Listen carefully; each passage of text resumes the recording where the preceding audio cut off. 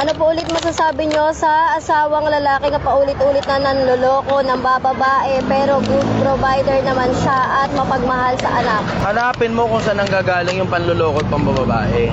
Baka naman kasi di mo na po provide yung needs niya. Hindi mo rin na po provide yung wants niya. Magkaiba yung needs at saka wants, diba?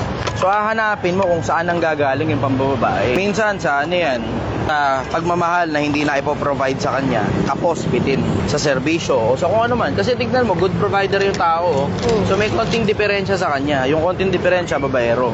Ayoko namang sabihin normal sa lalaki, babaero. Kasi masama yun eh, diba? Masama ino-normalize mo yung masama eh. Masama yun. Pero hanapin mo kung saan ang gagaling.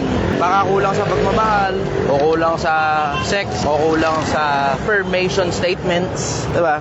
O baka kulang sa physical touch, o baka kulang sa maraming factors to consider, diba? Hahanapin mo kung ano diferensya, kung ano kulang. Tatanungin mo sa kanya kung bakit siya nabababae. Ito, suggestion ko, ito, effective ito.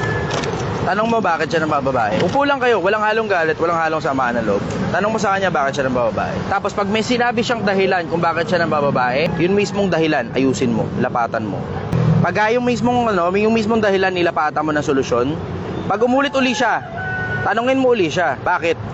Pag parehas pa rin yung dahilan, isa pa. Pag umulit pa uli siya, tanungin mo uli siya, bakit? Tignan mo, wala na maidadahilan yan. Hanggang sa siya mismo tumigil sa pagdadahilan niya. Kasi lahat ng sinasabi niyang dahilan kung bakit siya nabababae, ginagawa mo ng paraan eh. Diba? Yun, effective yun.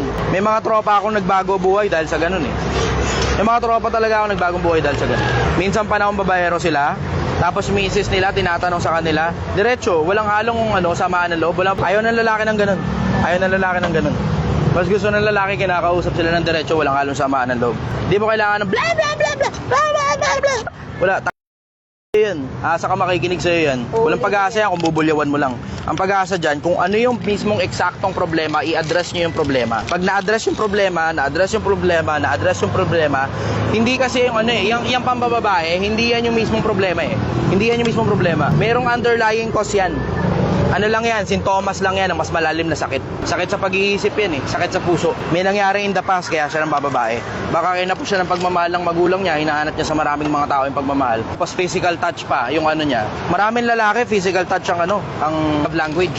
Maraming lalaki, physical touch ang love language. So you have to consider na baka naghahanap siya ng pagmamahal sa iba kasi kapos yung pagmamahal na nakukuha niya. Na baka sobra yung pagmamahal na binibigay mo. Pero ito kasi, ito yung requirement ng lalaki.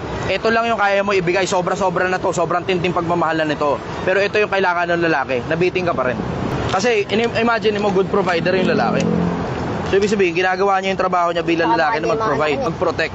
Yun nga lang, may problema. Ang problema, may kinakapos doon sa lalaki, baka hindi mo alam kung ano yun. Hahanapin mo yung kinakapos, ikaw ang magpupuno ng kinakapos na yun. Yun, isa sa mga pinakamalalaking natutunan ko sa buhay para mapatigil mo ang lalaki sa pambababae.